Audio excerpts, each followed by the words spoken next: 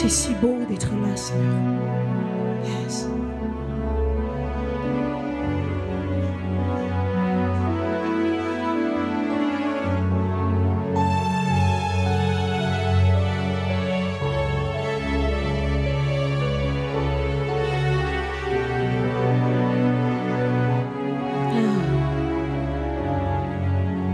La Bible déclare que dans les cieux, les 24 vieillards et les 4 êtres vivants autour du trône, jetant leur couronne, se prosternant devant le trône et disant: Tu es saint, saint, saint. Toi le Seigneur tout-puissant, digne est l'agneau de Dieu. Dis-le avec moi: tu es saint, tu es saint. Peuple de Dieu, chante-le avec moi: saint, saint. Yes, dis-le avec moi, peuple de Dieu. God, toi le yes. D'un même cœur, disons-le ensemble. Tout puis. Oh, oh, my God. Digne, yes. L'agneau de Dieu. L'agneau. Encore une fois, tu es saint, Seigneur. Tu es. Oh, je vois cette adoration monter comme un parfum. Saint. Yes. Toi le Seigneur. Toi le Seigneur. Chante avec moi, tout puis. Ah, il est incontestable. Digne est l'agneau de Dieu. Amen. Nous allons encore dire cela à Jésus. Tu es saint. Disons-le, tu es saint. Saint. Ah, c'est pour toi, Seigneur. Toi le Seigneur. Yes. Tout puissant. Digne l'agneau de Dieu. L'agneau de Dieu. Tu es saint. Tu es saint. Saint. Seigneur, écoute la voix de ton peuple ce matin. Toi le Seigneur, tout puissant, digne est l'agneau, l'agneau de Dieu.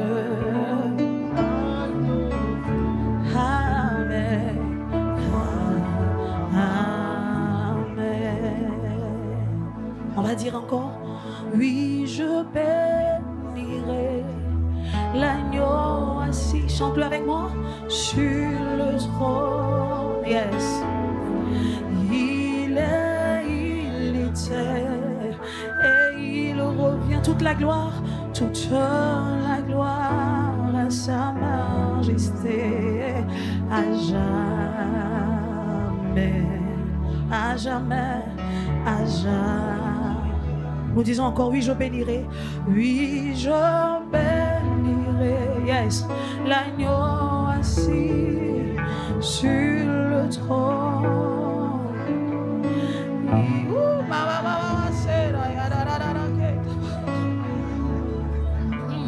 Toute la gloire à sa majesté. À jamais. Oh, à jamais.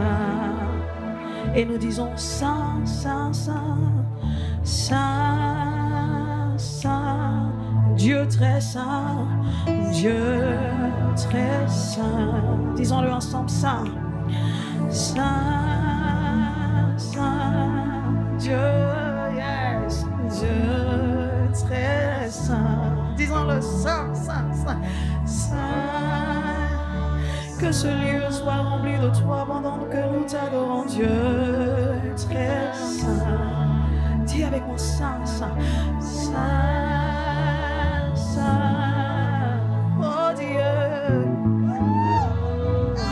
Je peux voir la gloire de Dieu en ce lieu, Saint, Saint, Saint, oh nous te magnifions, Dieu, très saint, oh nous te glorifions en disant Saint, Saint, Dieu, Dieu, très saint, holy, holy, holy, holy. Dis avec moi, saint, saint, saint, yeah, saint, saint.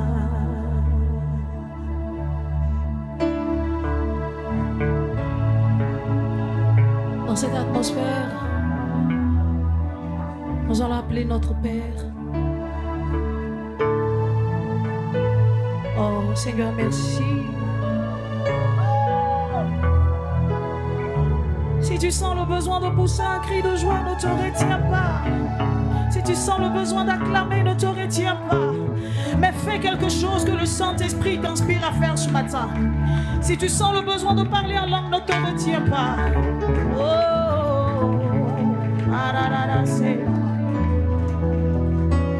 oh, Saint, Saint, Saint, Saint, Dieu, Dieu très saint, Saint, Saint, Saint, Saint, Dieu, Dieu très saint, glorifié, glorifié, Dieu, Dieu glorifié, adoré, adoré, Dieu adoré, élevé, élevé, à Dieu, Dieu élevé, adoré, adoré, Dieu, Dieu adoré.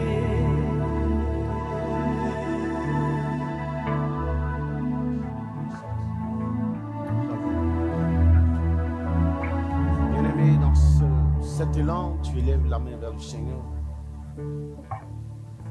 Commence à bénir ton Dieu. Dis-lui qu'il est grand, dis-lui qu'il est digne. Dis-lui qu'il est saint. Dis-lui qu'avant lui, il n'a point eu de Dieu. Et qu'après lui, il n'en aura point jamais. Il n'en aura point. Car il est le premier, il est le dernier, celui dont le règne est infini. Celui qui règne d'éternité en éternité et de gloire en gloire. Mon Seigneur, merci pour ta présence en ce lieu. Nous voulons te dire merci. Nous voulons bénir ta présence. Oh Dieu, qu'est-ce qu'elle nous réjouit et qu'est-ce qu'elle nous fait du bien, oh Dieu des amis. Nous te disons merci. Nous te disons merci, Seigneur Dieu. Ton amour au milieu de nous, ta grâce. Oh Seigneur, sois béni. Oh Seigneur, sois glorifié. Bien-aimé, bénis ton Dieu. Bénis ton Dieu parce qu'il est présent au milieu de nous, il est là. Et bénis sa présence. Bénis son Saint-Nom. Ne te retiens pas ce matin.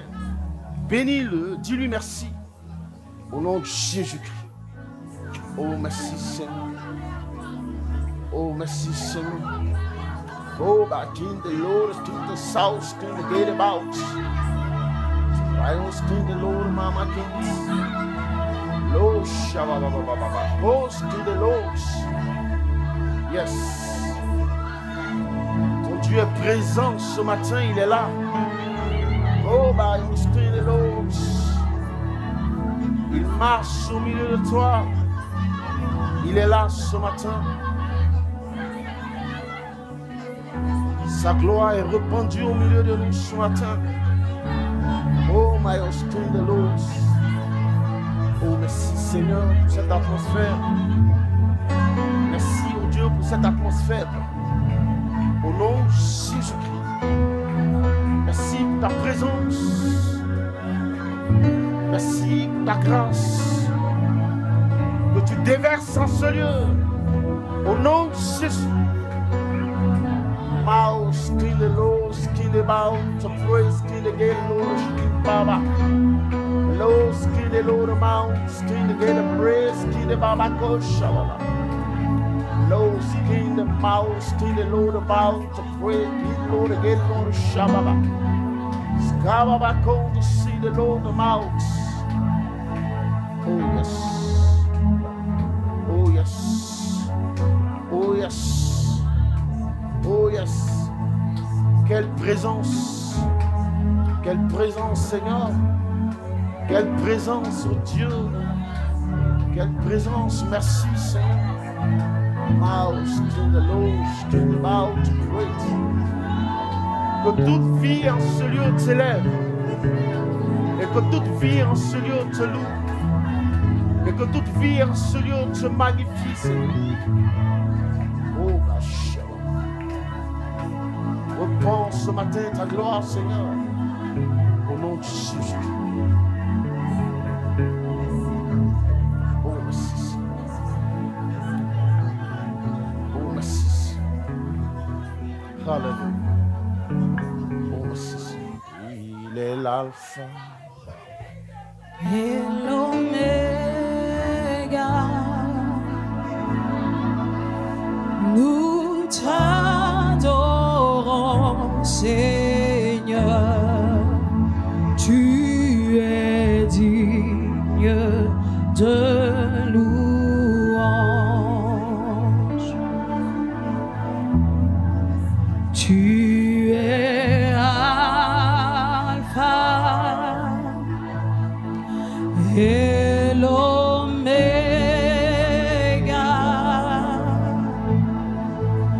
Nous t'adorons, Seigneur, tu es digne de louange. Est-ce que nous pouvons dire nous te rendons?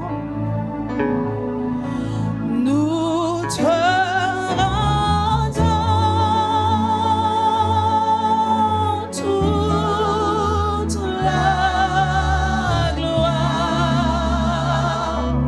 Nous t'adorons, Seigneur, tu es digne de louange. Est-ce qu'on peut le dire ensemble? Nous te rendons. Nous te rendons. Yes. Toute la gloire. Nous t'adorons, Seigneur, tu es digne de louange. Peuple de Dieu, aujourd'hui je sens que c'est toi qui dois monter en adoration. Donc on va le faire ensemble. Tu es l'alpha, tu es l'alpha et l'oméga. Nous t'adorons. Nous t'adorons. Yes. Tu es digne de louange. Tu es digne de louange. Et là tu as dit, nous te rendons de tout ton cœur. Nous te rendons toute la gloire. Nous t'adorons, Seigneur, tu es digne de louange. Que nos vies t'élèvent, oh Dieu, ce matin. Et que tout en nous se taise. Et que ta louange, oh Dieu, s'élève au-dedans de nous, Seigneur. Et que toute vie en ce lieu, Seigneur, te loue. Que toute vie en ce lieu te bénisse. Et que toute vie en ce lieu t'élève. Et que les circonstances de nos vies se taisent. Car l'heure est à toi, ô Dieu d'Israël. L'heure est à toi, ô Dieu, notre Père. Seigneur, maintenant, ô Dieu, nous t'invitons à régner au milieu de nous, à étendre ta main et à reprendre ta gloire. Car nos vies sont à toi, elles sont toutes à toi. Elles t'appartiennent ce matin. Reçois-les, ô Dieu, et agrée-les. Au nom de Jésus-Christ. Et que ta gloire remplisse ce lieu. Et que l'atmosphère de ce lieu, Seigneur, change. Et que tout ce qui vit en ce lieu te loue et t'élève. Au nom de Jésus-Christ. Nous te disons merci ce matin. Pour la grâce que tu nous fais, ô Dieu, de nous réunir autour de toi. Afin de nous nourrir, afin de nous abreuver. Nous voulons te dire merci ce matin. Pour la nourriture que tu apportes. Merci, ô Dieu, envoie le breuvage de la vie ce matin et abreuve-nous. Fortifie-nous, sanctifie-nous par ta parole et guéris-nous par ta parole. Nous te laissons maintenant, ô Dieu, toute la place. Règne maintenant sur lieu et dispose entièrement de nos vies. Merci, Seigneur, de nous bénir et de nous transformer par ta parole. Au nom de Jésus-Christ. En ton nom tout puissant, nous avons prié. Amen. On acclame le Seigneur, acclame très fort le Seigneur, bien-aimé.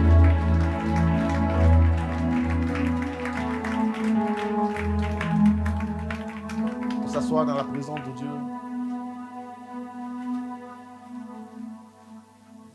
Bien-aimé, la vision de Dieu, de son Église, écoute-moi bien ce matin. Ce matin, je veux parler à l'Église de Dieu. La vision de Dieu est une seule. Quand on parle de la vision de l'Église, elle est unique. La façon dont Dieu se révèle peut différer d'un individu à un autre. Lorsqu'il veut porter un choix sur leur vie, lorsqu'il veut les appeler à lui servir. Pierre et son frère André étaient en train de jeter le filet dans la mer lorsque Jésus s'est révélé à eux physiquement et il leur dit « Laissez le filet et suivez-moi ». Et ils l'ont suivi. Les fils de Zébédée également étaient dans la barque en train de réparer le filet avec leur père. Et le Seigneur se présente à eux, il leur dit, laissez le filet et suivez-moi. Il a dit à Pierre, je ferai de toi un pêcheur d'hommes. Et Pierre l'a suivi. En ce qui concerne Paul, l'apôtre Paul, c'est par une vision, mais la manifestation d'une lumière, dans un éclat éblouissant. Mais bien aimé, certains d'autres, ce n'est pas des songes ou pas des visions. Écoutez-moi bien, que ce soit par songe, ou que ce soit par vision, l'objectif demeure le même. Qui t'est appelé par songe ou par vision, que ce soit par un buisson ardent, l'objectif demeure le même.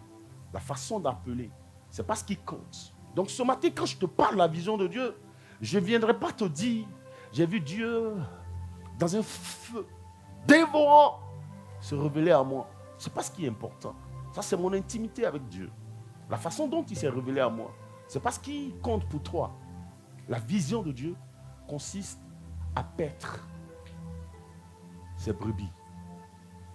Que ce soit par un feu qui se soit révélé à toi, que ce soit par une vision nocturne, que ce soit par un songe, que ce soit par des rêves, une chose est sûre, tu es appelé à paître les brebis du Seigneur.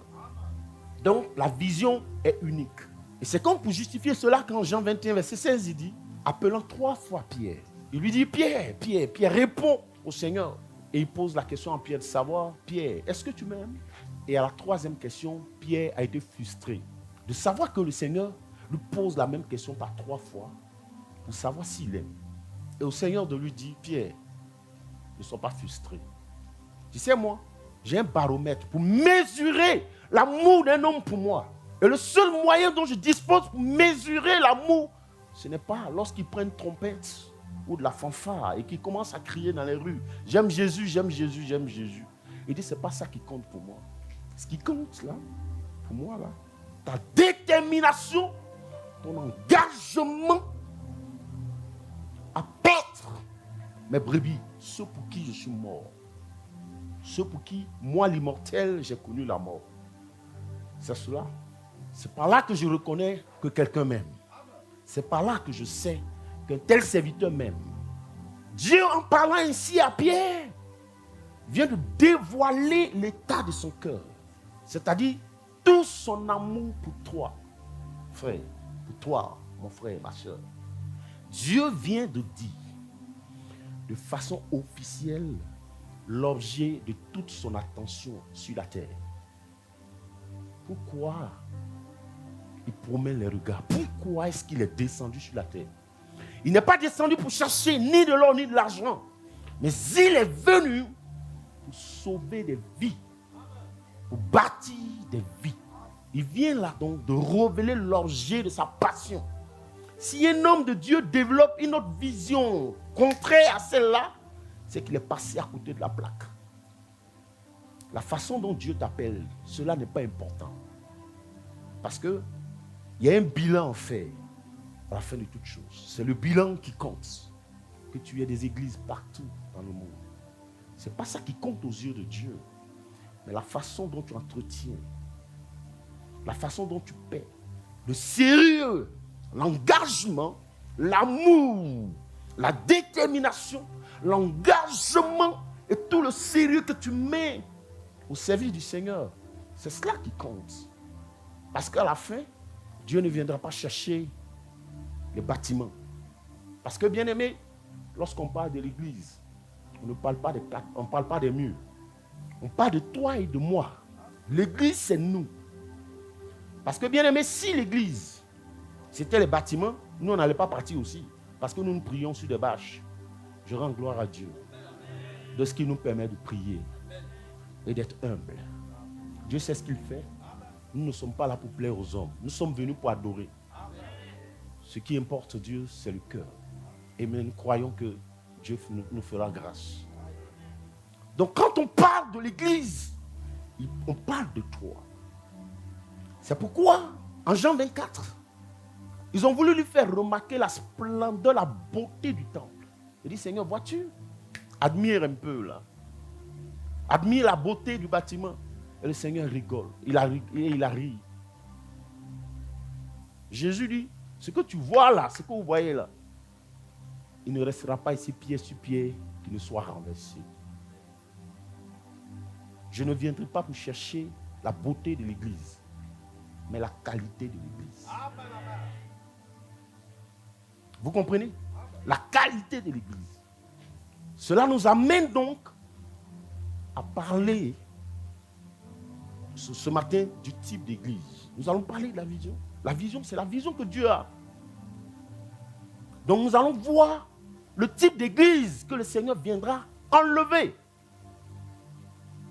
Ou alors le type de chrétien. Vous savez, on appelle ça un abus de langage. Logiquement, on ne doit pas dire le type de chrétien. Parce qu'un chrétien, c'est un petit Christ. Donc logiquement, si tu es chrétien, tu dois faire partie du convoi. Obligatoirement. Et c'est ce que nous allons voir ce matin. Quelle est l'église? Quel type d'église le Seigneur va-t-il venir chercher? Aujourd'hui, Dieu veut que je parle de toi en tant qu'église. Et quels sont les critères donc de sélection? Vous savez souvent, comme je l'ai dit tantôt, les hommes, le Seigneur m'a appris cela il n'y a pas longtemps, que tous parlent de la bonté de Dieu, la bonté de Dieu, la bonté, sa miséricorde. Il est miséricordieux, il est bon, il est miséricordieux, il est bon. Cependant, personne ne veut parler, ne veut prêter attention à sa sévérité. Je vais développer ça bientôt. Or, pourtant, il est agneau et puis il s'appelle encore lion. S'il est agneau et qu'il est doux et qu'il se fait appeler aussi lion, ça veut dire qu'il est sévère. Et s'il existe le paradis et qu'il existe l'enfer, ça veut dire qu'il est bon, il est doux et il est sévère. On ne peut pas se le cacher. C'est pourquoi je dis, la Brevoire, ce n'est pas une église du pasteur Apia. C'est l'église selon le cœur de Dieu. Et si j'ai été appelé par Dieu, je dois dire toute la parole de Dieu. Je sais prêcher sur la bénédiction. Je sais prêcher sur la délivrance. Je sais enseigner sur l'entrepreneuriat parfaitement. Sans lire dans un livre, aucun livre de philosophie. Je ne vais pas te raconter parce que moi-même, je suis un témoignage. Donc quand je te parle de l'entrepreneuriat, soutenu par les versets bibliques. Et puis, ce n'est pas des mystères. Ça se démontre. C'est accessible. Et comme je t'aime, je suis obligé de te dire la vérité. Parce que l'objectif, c'est qu'on parte. Parce que nous sommes en transit. Nous allons un jour partir. Mais ce qui est effrayant, c'est qu'on ne sait ni le jour ni l'heure. Il dit, je ne saurais vous le dire. Je ne vous préviendrai pas. Boum! Un jour comme ça, parti. On ne sait pas c'est quel jour, on ne sait pas c'est quelle heure. Il dit, et ce qui est effrayant encore, il dit, de deux qui seront dans un lit. Ça dit, monsieur et madame, un va partir, l'autre va rester. Ça ne t'effraie pas, ça ne te fait pas peur. Et tu ne voudrais pas que de temps en temps, on marque un arrêt, on laisse tous à faire des prospérités, ces histoires-là, des voyages, tout ça, pour parler un peu de l'essentiel là. Alléluia. Si tu es d'accord, acclame le Seigneur. Comment ne pas parler d'un événement aussi subit? Ton mari et toi, vous êtes comme ça. Ce jour-là, bip, si ton mari est un plaisantin, toi tu vas, il reste. On n'a pas besoin de ton avis. Et tu ne veux pas qu'on parle de ça? On va prendre donc Éphésiens 5, à partir du verset 27.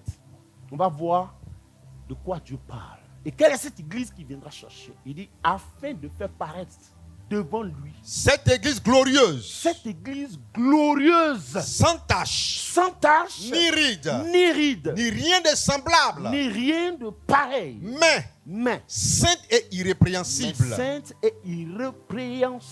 Amen. Waouh! Tous les critères là, sont définis là. Les critères de sélection. Il ne faut pas qu'on se le cache. Si on est église de Dieu, on doit aimer la parole, on doit aimer la vérité. Voici l'église que moi, Dieu, je viendrai chercher. Il commence, le premier critère, il dit, une église glorieuse. C'est-à-dire une église à l'image et à la ressemblance de Christ. On prend le premier critère, une église glorieuse. C'est-à-dire une église qui ressemble à Christ. Une assemblée dans laquelle se trouvent des petits Christ. Une assemblée qui engendre des petits Christ. Quand on prend Romains 8, verset 29, il dit ceci. Car ceux qu'il a connus d'avance, il dit, nous qu'il a connus d'avance, il les a aussi prédestinés à être semblables à l'image de son Fils. Il nous a prédestinés, on parle de prédestination, c'est-à-dire il nous a pris, il nous a propulsés avant même notre forme physique. Lorsqu'il a pensé à nous, il nous a conçus dans son esprit, il a dit quoi? Il nous a propulsés à intégrer Christ. C'est-à-dire, c'est comme s'il nous a lancés, il nous a jetés comme ça. Et puis, notre atterrissage, c'est en Christ. Amen. De sorte qu'on rentre en lui, qu'on ait sa forme, Amen. Qu'on ait son image, Amen. Qu'on ait son caractère, Amen. Qu'on parle comme lui, qu'on marche comme lui, Amen. Qu'on pense comme lui, Amen. Qu'on aime comme lui, Amen. Qu'on pardonne comme lui, Amen. qu'on ait le comportement de Christ. Il nous a prédestinés. Trinité, ton véritable combat, le combat de ta vie, le véritable challenge, ce n'est pas de voyager, ce n'est pas de déverser des milliers d'immeubles sur la terre, mais c'est de pouvoir intégrer Christ. Tu dois tout faire, de toutes tes forces, lutter à devenir un petit Christ, puisqu'il nous a prédestinés à cela. C'est cela la finalité. Donc ton combat, c'est cela. Et pendant que tu seras en train de faire ce combat, Dieu va s'occuper du reste. Il vous a prédestiné à être à l'image de Christ. La Bible dit que tous ceux qui ont été baptisés en Jésus ont revêtu Christ. Donc si tu deviens comme Christ, il n'y a pas de raison que tu ne sois pas enlevé. Parce qu'il va se reconnaître en toi. Lorsqu'il viendra, il va chercher ceux qui lui ressemblent. Amen. Donc au lieu de chercher à ressembler à Michael Jackson, de chercher à ressembler à, je ne sais pas moi, à tous ces blogueurs, à vouloir leur ressembler, ces stars, cherche plutôt à ressembler à Christ. Parce que si tu ressembles à Christ, tu as tout gagné. Parce que tu peux voir l'image de quelqu'un, c'est l'apparence. Mais par derrière, tu ne sais pas, tu ne connais pas sa vie. Donc si tu cherches à lui ressembler, tu ne sais pas si, en coupant ses cheveux comme ça, son Dieu, le diable lui a dit de couper ça comme ça. Toi aussi, tu vas couper comme ça parce que tu veux tellement lui ressembler. Et donc, tu es en train de signer un pacte. Tu rentres dans le pacte, dans l'idolâtrie. Or, si tu marches comme Christ, tu as la vie. Il dit donc une église glorieuse. Regardez, bien-aimés, quand on prend Jean 6, dans le modèle de prière que le Seigneur a donné, il dit, lorsque vous priez, au verset 10, dites ceci, notre Père qui est dans les cieux, que ton règne vienne. Si Jésus dit d'appeler le règne de Dieu, c'est parce que quand il est venu sur la terre, il n'a pas vu le règne de Dieu. Il n'a pas vu le règne de Dieu. Il n'a pas vu. Ce qu'il a vu, c'est le mal, c'est la tuerie, c'est le vol, c'est le mensonge, c'est la souillure. Donc, il nous avertit. Il dit, si, quand vous priez, voici ce que vous devez demander. Demandons au règne de Dieu de venir. On ne prie plus pour ce qu'on a déjà. Mais on rend grâce plutôt pour ce qu'on a. Mais tu ne peux pas avoir fait des enfants et puis dire à Dieu, rends-moi fécond. Est-ce que c'est un sens? Seigneur, rends-moi féconde. Seigneur, rends-moi féconde. Alors que tu as déjà 5 gosses, 5 gros gaillards. Tu es hors sujet. Ça n'a pas de sens. Donc si Jésus te dit, demande que le règne de Dieu vienne, ça veut dire que le règne de Dieu n'est pas là. Donc c'est l'occasion de se poser la question, quel est le règne qui est en toi? Il est en train de te dire indirectement, le règne ancien, là, il faut le vider. Il faut le chasser pour que le nouveau règne vienne. C'est le règne de la vie, c'est le règne de la santé, c'est le règne de la justice. C'est le règne de la vérité, c'est le règne de l'amour. Défais-toi du règne ancien. C'est un mauvais règne. C'est un règne qui te détruit. Toi, fais à l'image de Dieu. Regarde ce qui règne en toi. Chasse ce règne et demande à Dieu de faire venir son règne. En plus, il dit, dites que ta volonté, telle qu'elle est dans les cieux, soit faite sur la terre. Waouh. Il dit que ta volonté soit faite sur la terre comme au ciel. C'est fort ça. Que ta volonté. Et qu'est-ce que je veux dire? Cela veut dire que l'Église de Dieu a été conçue pour être un canal par lequel Dieu va faire descendre sa volonté. Amen. Ça veut dire que l'Église, en réalité, c'est comme un tuyau. On connecte un château d'eau et qui envoie l'eau pour le distribuer partout dans une ville. Dieu est le château et l'Église est le tuyau par lequel la volonté de Dieu doit se manifester sur la terre. Donc le rôle de l'Église, c'est d'accomplir, de laisser la volonté de Dieu transiter par nous, se manifester par nous. Donc une Église qui fait la volonté de Dieu, ça veut dire qu'elle est connectée à la source. Une Église qui fait la volonté de Dieu, ça veut dire qu'elle est approuvée par Dieu. Parce que bien aimé, une Église peut avoir tous ses papiers pour exister. Elle peut être approuvée par les autorités politiques, mais elle peut être désapprouvée par Dieu. Parce qu'elle ne fait pas la volonté de Dieu. Et c'est pourquoi Jésus, quand il est venu, il dit, ne savez-vous pas que je suis venu faire, non pas ma volonté, mais la volonté de celui qui m'a envoyé. Or, si Dieu également t'a appelé, tu dois laisser sa volonté s'accomplir sur la terre. C'est le rôle de l'Église. Tu es comme le tuyau qui est connecté au château d'eau pour distribuer l'eau dans toute la ville. Donc nous devons être connectés au ciel pour laisser descendre la volonté de Dieu. Donc une Église qui ne fait pas cela, elle a dévié. Elle est déconnectée. Elle fait non pas la volonté de Dieu, mais sa propre volonté. Donc une Église qui fait la volonté de Dieu, ça veut dire qu'elle est approuvée par Dieu et elle est reconnue par le ciel. C'est comme un pays qui délègue un ambassadeur. Il arrive dans le pays, il se croit Dieu. Ça veut dire qu'il coupe avec le président de la République. Mais en longtemps, ils ont fermé la porte sur lui.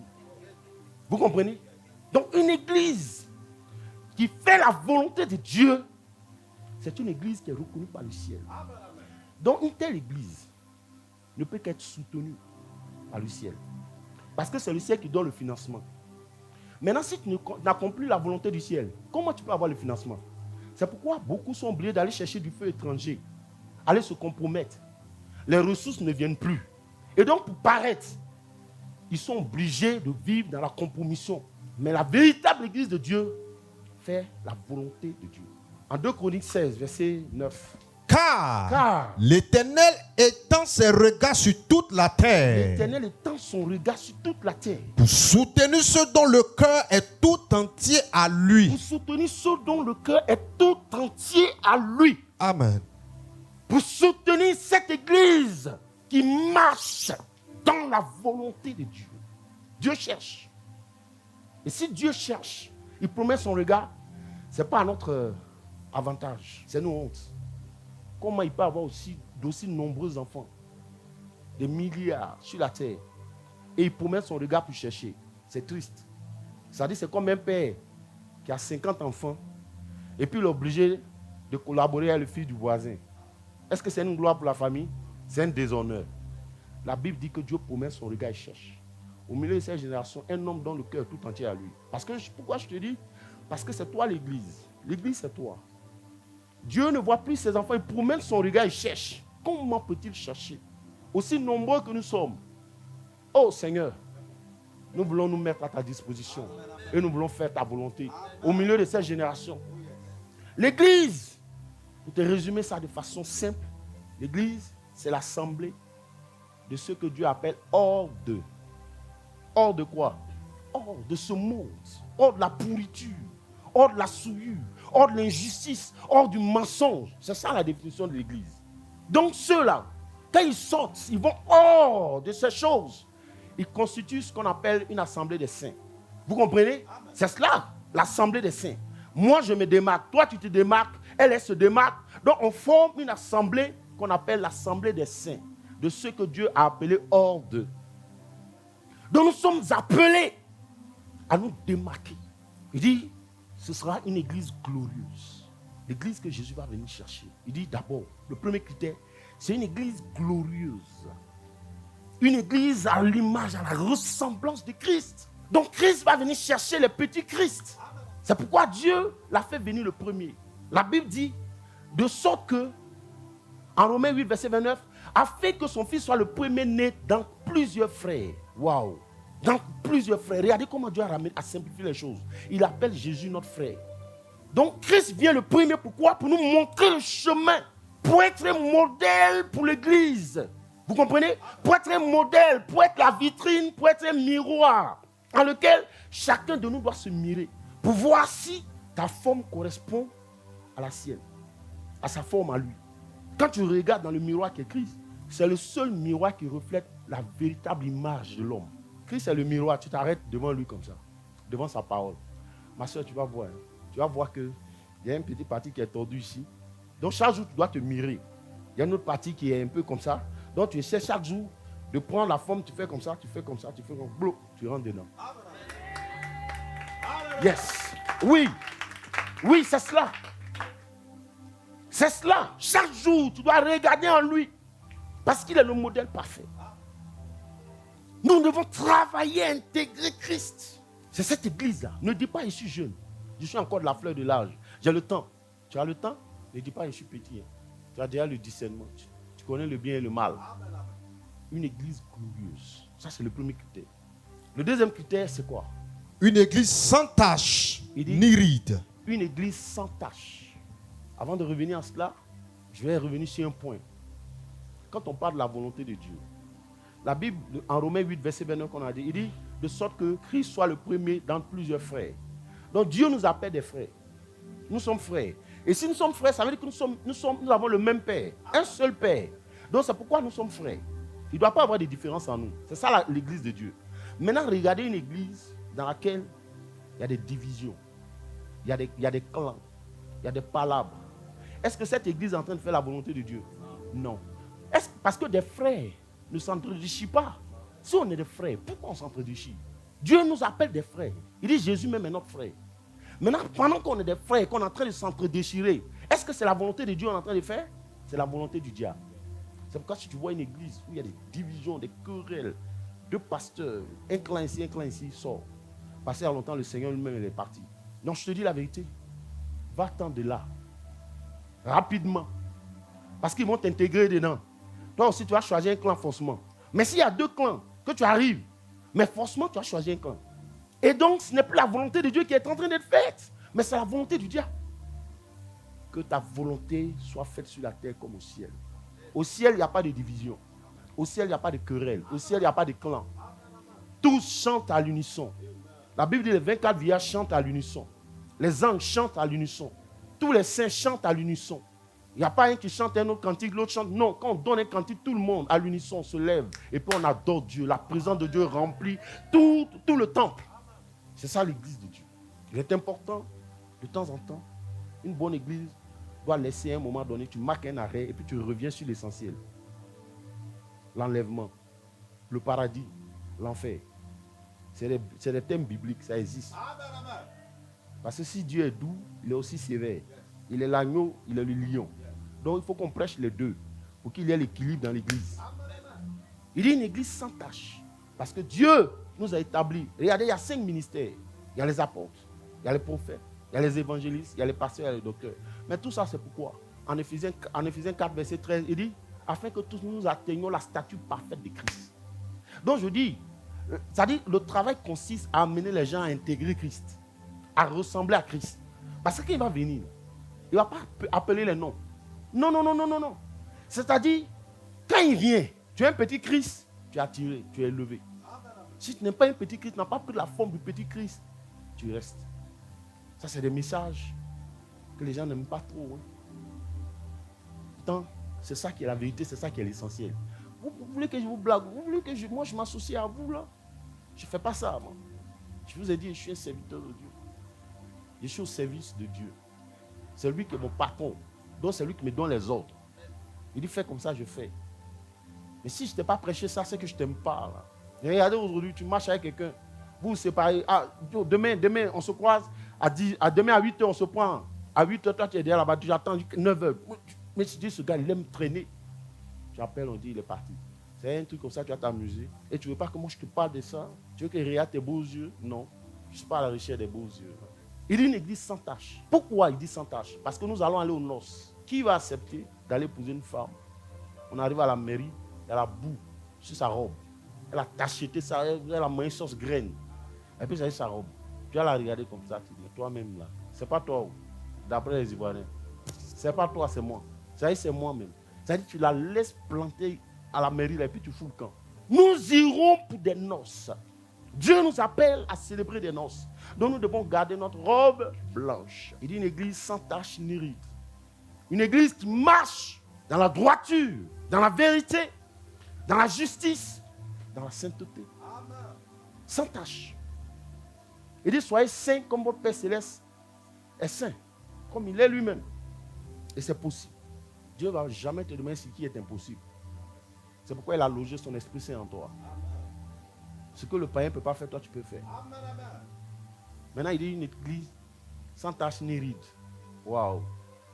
Il dit dans les critères là, il dit il ne veut pas enlever une église qui a des rides. Les rides, vous savez c'est quoi les rides, non? Tout le monde connaît.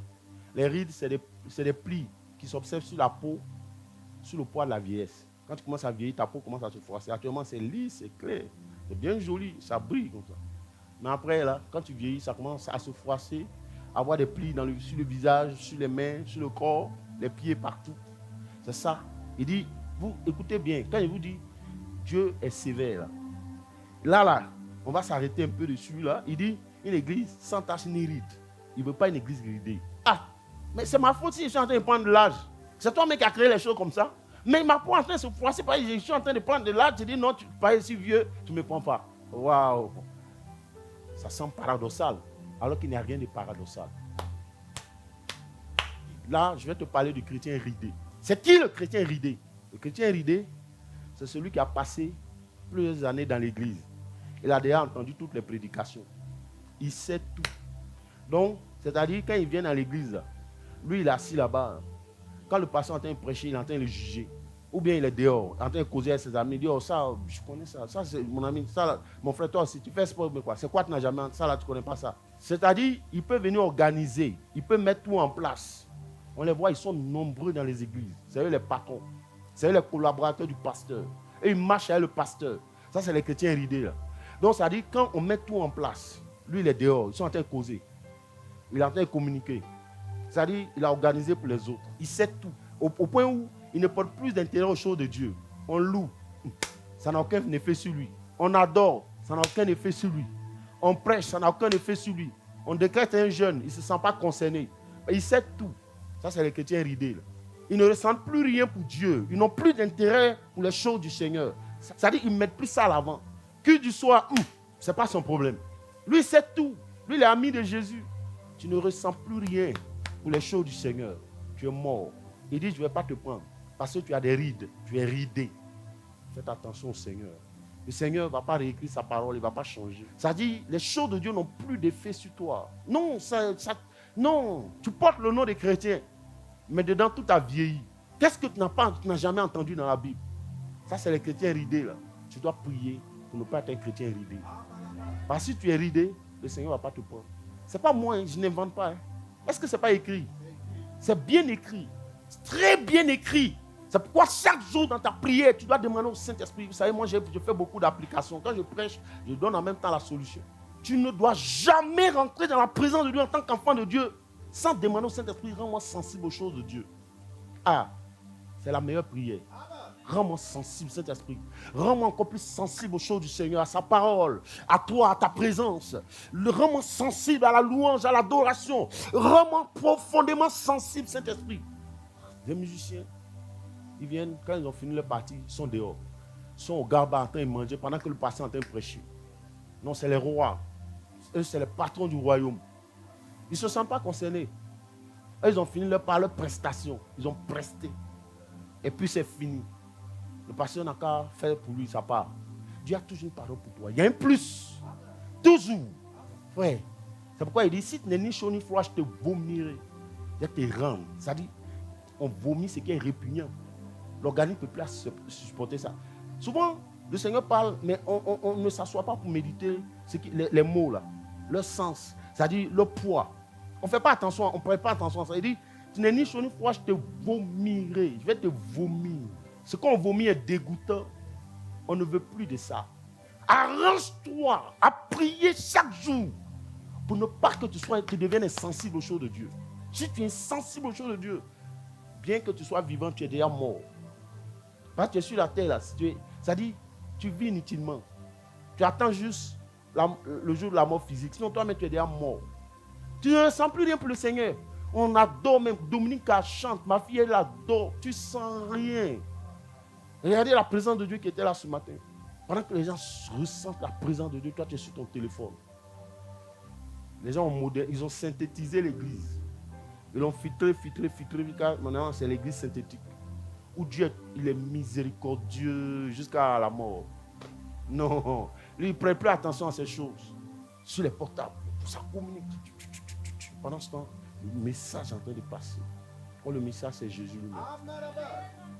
Il dit, ma parole, il dit, les cieux vont passer, la terre va passer, mais ma parole ne va pas passer. Donc, une église sans tache ni ride. Et parce que la Bible dit, à cause que c'est-il un homme de gagner le monde entier s'il perdait son âme. Et pourquoi tu ne veux pas que je te rappelle ça? Ce n'est pas moi. Il m'a donné un programme. Là, je suis en train de suivre. Par exemple, il dit, après ça, tu vas attaquer le programme de la prière. Ah non. Prépare-toi. Quand on va aborder la prière, tu vas devenir du feu. Quand tu vas prier, quand ta langue va sortir. Et tu vas voir si les circonstances n'ont pas changé. D'abord, je t'ai appris que la parole de Dieu est un marteau, est un feu, un marteau qui brise n'importe quel roc. Jérémie 23, 19. Tu sais ça. Maintenant, il faut appliquer. Donc, il faut que tu t'élèves dans la prière. Donc, on va voir la prière. Je vais te décortiquer des choses. Tu ne vas plus dormir. Jusqu'à voir la gloire de Dieu. Une église sans tache ni ride, ni rien de semblable, mais sainte.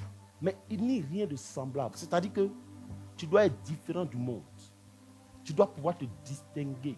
C'est-à-dire, quand on te voit en sang, on voit Christ en toi. C'est cela que la Bible dit, ce n'est plus moi qui vis, mais c'est Christ qui vit en moi. C'est-à-dire, là où tu habites, ton entourage sait que lui là, il y a quelque chose. C'est un enfant de Dieu, tu es exemplaire. Ton langage, ton comportement, ta façon de faire, c'est-à-dire ça attire, ça impacte. Tu es différent dans tes agissements, tolérant, doux. Il dit que votre douceur soit connue de tous. Que votre douceur soit connue de tous. Parce que votre douceur, c'est un bon parfum. C'est un bon témoignage. C'est un parfum qui se reprend. Donc, ayez un bon témoignage. Que votre douceur soit connue de tous. C'est important. Que tu sois irréprochable. Il dit différent. Tu es au milieu des païens. Eux tous, ils réalisent, ils reconnaissent que tu es un enfant de Dieu. Pas ton comportement. Vous savez, souvent, il y a des choses qui sont... Regardez Daniel. Daniel à Babylone. Mais est-ce que tu sais ce qu'on appelle l'aimé du roi même? Nebuchadnezzar était le roi le plus puissant de la terre en son temps. Donc imagine. C'est-à-dire, s'il a déporté les Israélites, le peuple d'Israël là-bas, ça veut dire que désormais, ils étaient sous sa domination. Donc Israël lui appartenait. Donc les brebis d'Israël, tout c'était à lui. Les champs, les plantations, tout était à lui. Quand les gens récoltent comme ça, on transfère ça là-bas, en Babylone. Donc imagine ce qu'on appelle les mets du roi. C'est-à-dire, si Néhémie seul, il dit, Néhémie qui n'était pas roi, il était aussi déporté, mais il est rentré pour rebâtir le mur. Mais quand il est rentré, il dit, chaque jour, il recevait 150 personnes à sa table. Waouh! Ah, maintenant, lui n'était rien. Imagine le roi babylonien. Imagine la longueur de la table. Ah, il y a les mets, toutes sortes d'animaux, les lapins, les pentades. C'est-à-dire tout ce que tu peux imaginer. Les vins, oh non, ça vient de France, ça vient de partout. Mais il gouvernait toute la terre. Il était tout puissant. Le fromage, de toutes sortes. Oui, Daniel a regardé ça. Non, les autres, ils se ruaient dessus, les mets du roi. Parce qu'on a dit de les entretenir avec les mets du roi. Parce qu'ils doivent travailler dans la maison du roi. Daniel a regardé et dit, je ne mange pas. Vous pensez que c'est donné à tout le monde? Et puis pendant que les autres mangent ça, les fromages, ils sont bien. C'est-à-dire, ils rotent comme ça. Oh, lui, il mangeait les légumes. Vous savez, les gens, quand on était jeune convertis, souvent, ce que les chrétiens font, les chrétiens, ils ne lisent pas. Hein. C'est pour ça que j'ai dit, il faut que tu sois une voix, il ne faut pas être un écho. On nous disait, le jeûne de Daniel, c'était combien? 10 jours, c'est faux. C'est faux. Il faut aller revoir dans la Bible. C'est faux. Ce n'est pas 10 jours. Plus de 3 ans. C'est bien écrit. Hein? Mais comme nous, leaders, on dit, c'est 10 jours. Il faut faire le jeûne de Daniel 10 jours. Nous tous, on faisait 10 jours. Ce n'est pas 10 jours. Hein? C'est pendant plus de 3 ans. Alors, le roi a donné des consignes. Il dit qu'on les élève, qu'on les entretienne pendant 3 ans. Donc, Daniel voulait faire l'essai. Pendant 10 jours. Il a fait un essai pendant 10 jours pour conforter comment on dit ça, les chansons du roi. C'est-à-dire le conforter, le rassurer. Il dit, éprouve-nous pendant 10 jours pour voir. Maintenant, si ce n'est pas bon, on va arrêter. Mais si c'est bon, on va continuer. C'est pendant plus de 3 ans. Donc souvent, on ne lit pas la Bible. On saute sur les choses. Et après, tu t'étonnes que ça ne marche pas. Mais ce n'est pas ce qui est dans la Bible. C'est ce que j'ai expliqué pendant 3 semaines ici. J'ai dit, je jeûne, je prie, je ne bois rien. Je paie ma... Non. Mais ce que tu confesses, c'est la philosophie. J'ai toujours donné cet exemple, par exemple. On a toujours entendu que celui qui ne travaille pas ne mange pas. Que celui qui ne travaille pas. Le Seigneur n'a pas dit ça. Ce n'est même pas ce qui est écrit. C'est faux. Que celui qui ne travaille pas ne mange pas. Que celui qui ne travaille pas ne mange pas. Si mon frère peut-être a un handicap, peut-être il est souffrant, et qu'il n'a pas pu travailler, pour cela il ne va pas manger. Il dit celui qui ne veut pas travailler. C'est différent de celui qui ne travaille pas. Donc quand Dieu dit, il y a une révélation dedans. Si Dieu dit que celui qui ne veut pas travailler, ça veut dire qu'en réalité, il y a du travail pour tout le monde. Quand j'ai dit, il faut confesser les bénédictions du Seigneur, là, il faut les déclarer là. Ça, là, c'est une promesse. Ça, c'est une promesse. Tu as dit que celui qui ne veut pas travailler, moi, je n'ai pas dit que je ne veux pas travailler. C'est pourquoi maintenant, je ordonne au nom de Jésus. Alléluia. Tu vois un peu la différence? Mais toi, tu es en train de raconter autre chose. Ce n'est même pas ce qui est écrit. Ça passe vaut. Le Saint-Esprit est là, il attend la semence, ça ne vient pas. Mais pas tout ce que tu es en train de raconter là, c'est du pipeau. Et les gens ont développé une certaine méchanceté à partir de là. Moi, je recrute quelqu'un dans mon entreprise. Même si c'est un frère, il est nonchalant. Mais il n'a pas envie de travailler. Par contre, moi je ne peux pas comprendre qu'un garçon soit nonchalant. Et nonchalant comme ça d'une femme. Je vais te vider. Mais oui, parce qu'avec ça, moi, il sert Dieu. Mais si tu ne travailles pas, tu vas servir Dieu comment? Donc toi, tu vas venir avec ta nonchalance. Moi, je n'ai pas besoin de ça. Donc, il n'a pas envie de travailler. Que celui qui ne veut pas travailler, puisque tu ne veux pas travailler, tu as des os dans ton corps, comme moi. Pourquoi tu es comme ça? Moi, tu chasses. Ça veut dire que, c'est ce que la Bible dit, il ne veut pas travailler, Trinité. Il est fainéant. Oh Dieu, elle est fainéant. Donc, on va mettre quelqu'un de plus dynamique à sa place. Donc, il faut ouvrir les yeux sur la Bible, ce qui est écrit. Il ne faut pas prendre comme ça ce que les gens ont dit. Il y a trop de choses qui sont fausses. Quand tu dis que tu lis bien, tu vois que ce n'est pas vrai. Mais pourquoi tu ne vérifies pas alors? Parce que tu n'as pas le temps pour Dieu. Une église sans tache, ni ride. Ni rien de semblable. Rien de semblable. Ah! Ni rien de semblable. Rien.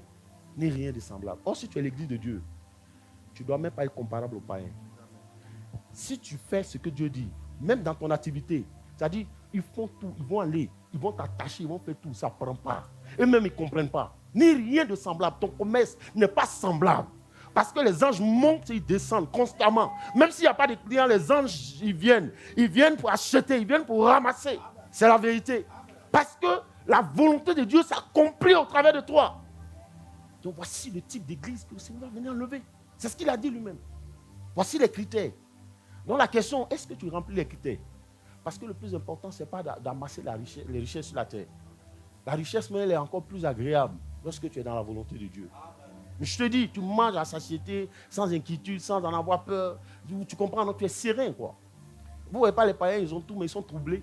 Ils volent, ils font des trucs. Après, ils ont fini de voler, ils sont là, ils s'ennuient. Oui, ils s'ennuient. Oh, en Jésus, on ne s'ennuie jamais. Ah, yes, on ne s'ennuie pas. Amen. On ne s'ennuie pas. Jamais. Il y a toujours de quoi faire dans la maison. Il y a toujours une occupation. Tu peux prier, tu peux adorer.